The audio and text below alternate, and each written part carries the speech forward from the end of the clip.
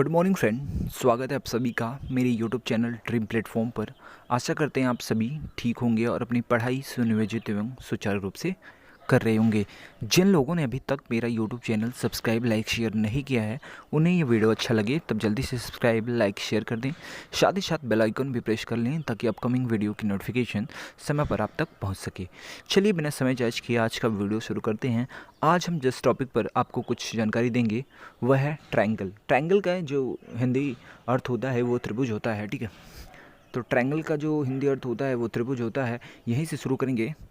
त्रिभुज क्या होता है? देखिए, ये त्रिभुज की आकृति होती है ऐसी, तीन भुजाओं से घिरी होती है ये।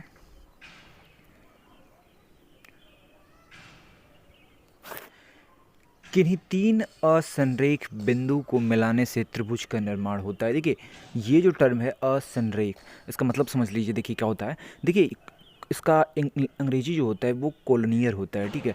अब देखिए ये असंरेख क्या है कि एक रेखा में ना हो। जैसे मान लीजिए तीन बिंदु से त्रिभुज बनता है, तो एक रेखा में तीन बिंदु ना हो तब त्रिभुज का फॉर्मेशन नहीं होगा, ठीक है। तो एक रेखा में नहीं होना चाहिए। देखिए यहाँ पे हम देखते हैं, एक पॉइंट यहाँ पे है, एक पॉइंट यहाँ पे है, एक पॉइंट यहाँ पे है, तो ये एक रेखा में नहीं है, तो यहाँ त्रिभुज का फॉर्मेशन हो जाएगा, ठीक है। तो यही यहाँ कहने का मतलब है कि किन्हीं तीन असंरेख बिंदु को मिलाने से त्रिभुज का निर्माण होता है, ठीक है। त्रिभुज के क्षेत्रफल की बात कर लें तो त्रिभुज के क्षेत्रफल का जो सूत्र होता है 1/2 बेस इंटू हाइट। आधार अंग्रेजी में बेस कहते हैं, हाइट, ठीक है। तो बेस इंटू हाइट त्रिभुज का क्षेत्रफल होता है, ठीक है। तो जहाँ भी त्रिभुज की क्षेत्रफल निकालने की बात की जाए तो आपको ये जरूर याद होना चाहिए, त्रिभुज का क्षेत्रफल का सूत्र क्या होता है? 1/2 बेस इंटू हाइट, 1/2 आधार गुणे ऊंचाई। एक नोट देखते हैं।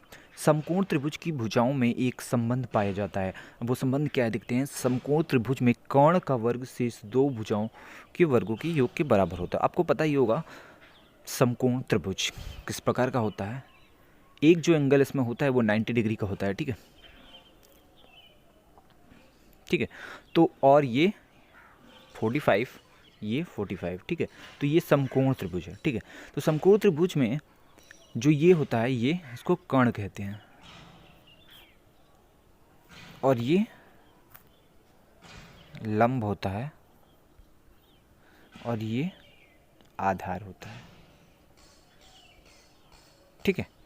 तो देखिए यहाँ पे, तो इसमें क्या कह रहा है कि ये जो कर्ण होता है तो ये मान लीजिए ए बी सी, ठीक है, कोई त्रिभुज है। तो जो ए सी होगा, ए सी का जो स्क्वायर होगा, यही यहाँ कह रहा है, ए सी का स्क्वायर होगा वो इक्वल टू होगा ए बी साइड और बी सी साइड के, बी सी साइड के स्क्वायर के बराबर, ठीक है। देखिए यहाँ पे सीधे समझ लेते हैं, ए सी या वहाँ बना लेते हैं, थोड़ा सा आसान हो जाएगा।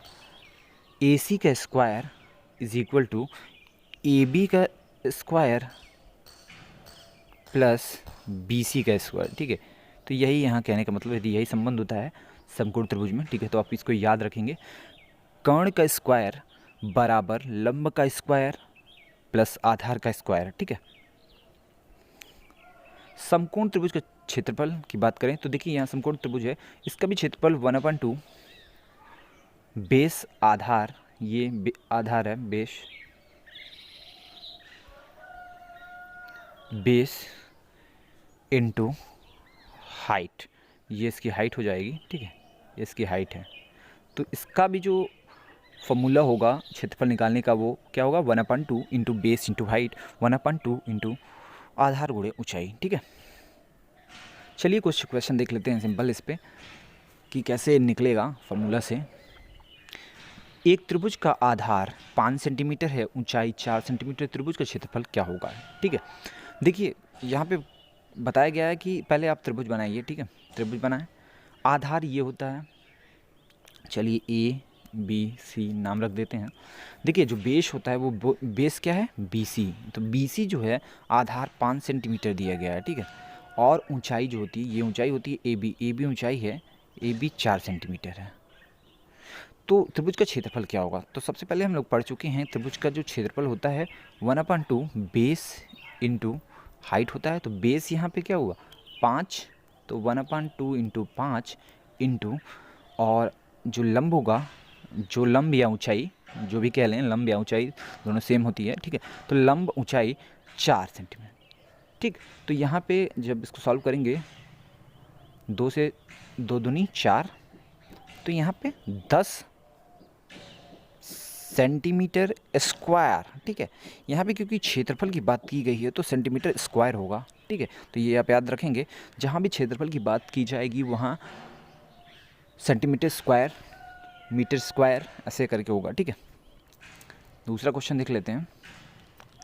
त्रिभुज का क्षेत्रफल 48 वर्ग सेंटीमीटर है। देखिए यहाँ पे एरिया जो दिया है त्रिभुज का 1/2 base into height is equal to 48 centimetre square, ठीक है। तो जो एरिया होता है वही दे दिया है, ठीक है। तो त्रिभुज का आधार पूछ रहा है, ये पूछ रहा है, बेस पूछ रहा है और हाइट भी दे दिया है 8, ठीक है।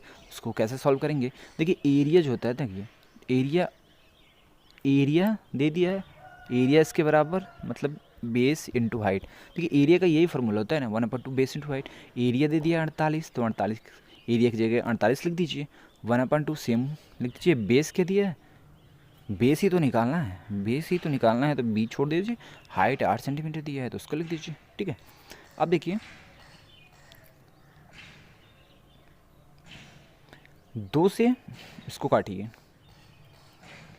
2 से 4 बार में, ठीक है। 2 चौको 8, तो 4 बार में, फिर 4 से इधर जाएगा तो भाग होगा, 4 एकम 4, 4 दूनी 8, तो 12, ठीक है। तो जो बेस होगा वो कितना आएगा आपका? बेस होगा वो 12 सेंटीमीटर का होगा। अब देखिए चेक करते हैं, कैसे चेक करेंगे। देखिए बेस 1/2 बेस 12 आया हम लोग का, और जो ऊंचाई थी वो 8 है। तब देखिए ये 48 अगर हो जाता है तो इस बराबर है 2 छके 12, 8 छक 48, तो ये 48 हो गया और ये भी 48 है। तो चेक कर लीजिए सही है, ठीक है। तो यहाँ पे जो बेस होगा वो 12 होगा, सेंटीमीटर लिख लीजिए, ठीक है। इसी के साथ मैं अपने वाणी को विराम देता हूँ। आपका दिन शुभ हो।